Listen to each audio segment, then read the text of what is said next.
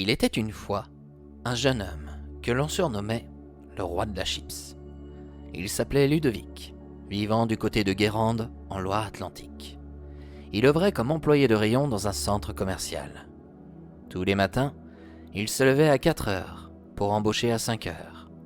L'été approchait et Ludovic savait d'avance ce qu'il attendait. Il faisait beau et très chaud. Les touristes étaient nombreux sur la côte atlantique. De plus, ce week-end, une fête médiévale était organisée dans la cité guérandaise. En arrivant sur son lieu de travail, il fila dans la réserve du magasin et regarda son stock. Ludovic était responsable d'un rayon assez singulier. L'été, il devait assurer sur les chips, le pâté et le thon. L'hiver, c'étaient les veloutés, qui prenaient la relève, même si les chips continuaient à se vendre pour remplacer les gâteaux apéritifs, devenant un peu trop chers pour certains clients. Ludovic saisit une palette et fila dans le magasin. Comme chaque jour, les clients de la veille l'avaient défoncé. Il ne restait pas grand-chose, tant mieux.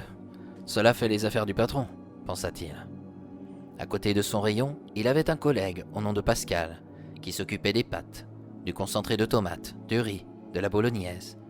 Pascal arrivait toujours en avance, il ne se plaignait jamais, et c'était un homme d'une 50aine d'années, possédant une gentillesse à vous en couper le souffle, et non l'herbe sous le pied. « Comment va mon Pascalou ? Ça va, et toi ? Bah, comme chaque jour, mes chips se sont défoncés. C'est l'été aussi, remarqua Pascal. Je le sais, mais avec le roi de la chips, le rayon sera prêt pour tout à l'heure. Pascal ne put s'empêcher de sourire. Ludovic trouvait toujours une plaisanterie dès le réveil pour faire rire ses collègues. Tant que le travail était fait, c'était tout ce qui comptait. 4 heures plus tard, le magasin ouvrit ses portes aux clients. Le top départ était lancé. Rien ne devait traîner dans aucun rayon. Ludovic était content d'avoir remis tout en ordre. Ce matin, dans ses sardines, il y avait décelé une bouteille de menthe glaciale. Parmi le pâté, il trouva de la confiture et régulièrement, caché derrière ses veloutés, il dénichait de la viande réclamée auprès du traiteur, qui allait finir à la benne, puisqu'on l'avait privé de la chaîne du froid durant plusieurs heures. N'oublions pas non plus le paquet de préservatifs à côté d'un paquet de gâteaux au chocolat parmi les croûtons. Les clients étaient bordéliques. Ce n'était pas une nouveauté, mais une triste réalité. Certains se plaignaient fréquemment de manquer de divers produits, mais qui oserait prétendre prendre bien soin du magasin dans lequel ils se rendaient? Après tout, les employés de rayon étaient là pour ça, remplir les rayons et ranger ce qu'ils dérangeait. Le client demeurait roi. Juste avant de partir en pause, une vieille dame approcha Ludovic. « Bonjour. »« Bonjour madame. Dites-moi, que puis-je pour vous ?»« Pourriez-vous me donner un paquet de chips au miel moutarde? Ils sont trop hauts pour moi. » Effectivement, il aurait fallu un escabeau pour la cliente, qui n'était pas bien grande. « Combien en voulez-vous » demanda Ludovic. « 2, s'il vous plaît. » Le jeune homme s'exécuta. La cliente ajouta. « Et dites-moi, où puis-je trouver le lait concentré ?»« Vous le trouverez dans le rayon du café, madame. »« Merci beaucoup. »« Bonne journée. »« À vous aussi, et bon courage. » La cliente s'en alla. Ludovic partit en pause rejoindre ses collègues après avoir terminé son facing, c'est-à-dire ramener tous les produits à disposition en première ligne dans le rayon. « Alors, ça a été tes chips aujourd'hui ?» demanda Fanny, l'une de ses collègues. « Oui, ça a été. Je n'ai plus de chips au barbecue. Je les ai remplacés par du poulet rôti. Il y a 2 semaines, c'était l'inverse. Pourtant, j'en ai mis hier vu que j'étais de permanence. D'ailleurs, pardonne-moi de ne pas avoir trouvé la palette que tu m'avais préparée. Elle était juste à côté de l'ascenseur. Je l'ai apprise ce matin par Franck. J'ignore si tu l'as remarqué, j'ai implanté des chips alimentales. Ah si, je l'ai vu. Si tu continues ainsi, tu vas devenir la reine de la chips. Non, j'en ai assez comme ça avec mes biscottes. C'est la reine de la biscotte, s'enquit Pascal. Bah toi, t'es le roi des pâtes, rétorqua Fanny. L'ambiance était bonne, comme toujours. Quelques heures plus tard, Ludovic débaucha. En sortant du magasin, il croisa la petite dame qui se trouvait désorientée. « Vous cherchez quelque chose, madame ?»« Oui, avec ma pauvre mémoire, je ne sais plus quelle route je dois emprunter. »« Où devez-vous aller ?»« Dans la cité guérandaise. »« Alors, vous devez prendre ce rond-point et filer toujours tout droit. »« Oh, merci, c'est bien aimable à vous. Il m'est rare de rencontrer des gens qui portent de l'intention aux personnes âgées comme vous. »« Oh, je ne pense pas que ce soit une question d'âge. Avec les réseaux sociaux et les téléphones portables, les gens ne se regardent plus comme avant. lâcha Ludovic.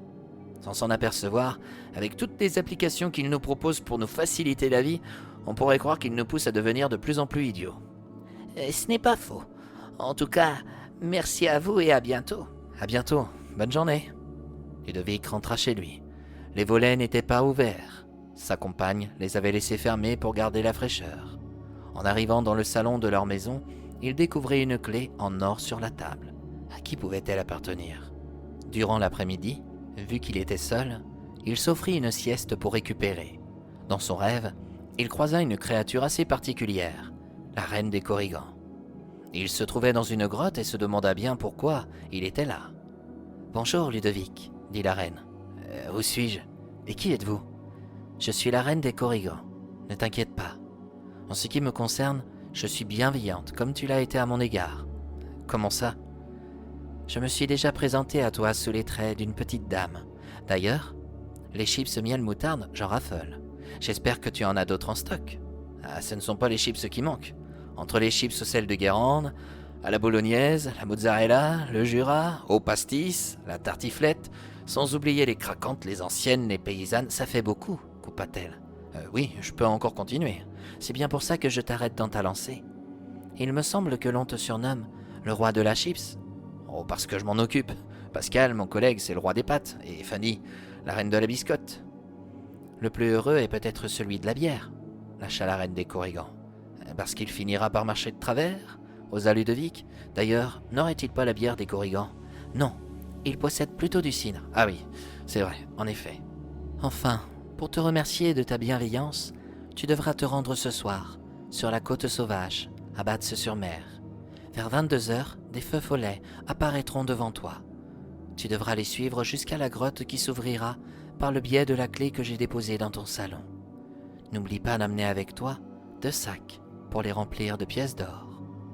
Vous êtes sérieuse? Oui, mais attention. Si tu sors de la grotte un peu trop tardivement, avant d'avoir repris le travail, ce que tu auras récolté se transformera en grains de sable. Il n'y aura pas que des pièces d'or à ta disposition, mais aussi de la nourriture, de jolies femmes. Des chips, osa Ludovic? Bien sûr, mais ceux-ci ne te feront prendre aucun gramme. Ah, dans ce cas, je vais devoir faire très attention à l'heure. La grotte ne s'ouvrira qu'à partir de minuit, quand l'été aura sonné. Sur ces mots, je te laisse rejoindre la réalité. Ludovic sortit de ses songes et fila dans son salon. La clé d'or se trouvait toujours là. Il la mit dans la poche de son jean et se demanda s'il devait parler à sa compagne de ce qu'il venait de vivre. Il n'aimait pas mentir et s'interrogea sur ce qu'il ferait de l'argent qu'il arriverait à acquérir. Le soir venu, il fila sur la côte sauvage, à Batz-sur-Mer. Il suivit les feux follets et rentra dans la grotte à minuit comme convenu. Effectivement, la reine des Korrigans n'avait pas menti. Il y avait de très jolies filles au goût de Ludovic, qui vinrent à sa rencontre. Le jeune homme, fidèle à ses principes, rétorqua. Désolé, j'ai une compagne. Beaucoup d'hommes profiteraient de vos charmes, mais je suis venu prendre quelques pièces d'or pour permettre à ma petite famille de faire face à cette inflation que les Français connaissent. Tu n'es pas marié, pourtant, dit l'une des femmes. Ce n'est pas une raison. Soudain, la reine des Korrigans arriva. Elle lui proposa une chips au miel moutarde. Je n'ai jamais eu l'occasion d'en goûter, s'enquit Ludovic. Profite alors. Ceux au sarrasin ne sont pas mal non plus. J'ai une collègue qui m'a rétorqué que les chips à la merguez vous arrachaient la figure. Nous en avons, en veux-tu? Ludovic tenta l'expérience. Effectivement, il réclama aussitôt de l'eau. À la place, on lui offrit un verre de chouchen. Ta boisson préférée, non? Comment le savez-vous? Je sais toujours tout. C'est un bon hydromel, idéal pour les cordes vocales, ajouta Ludovic.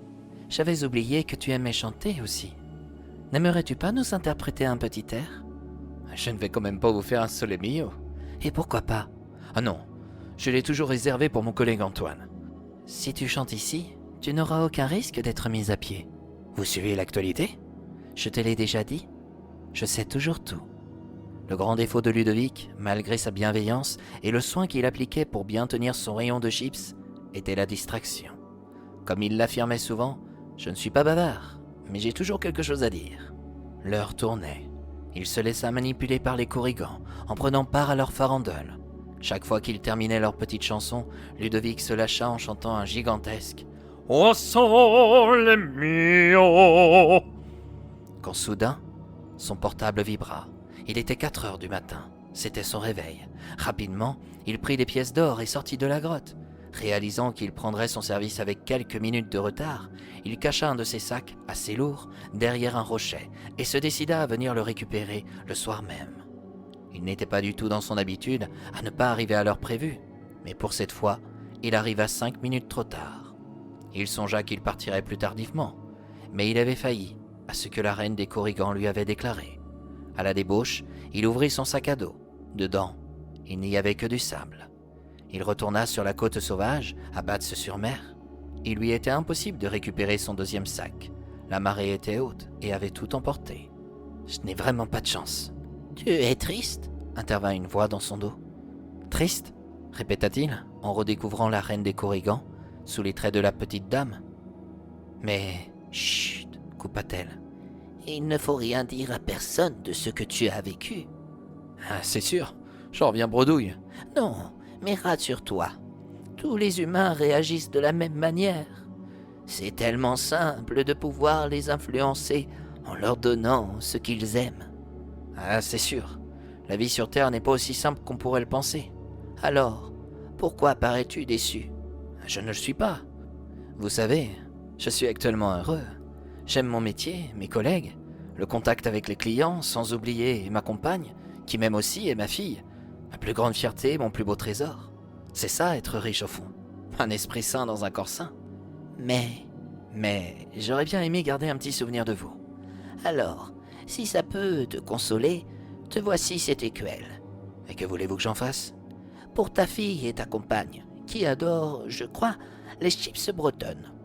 Tu pourras y réclamer n'importe quelle chips et elle apparaîtra.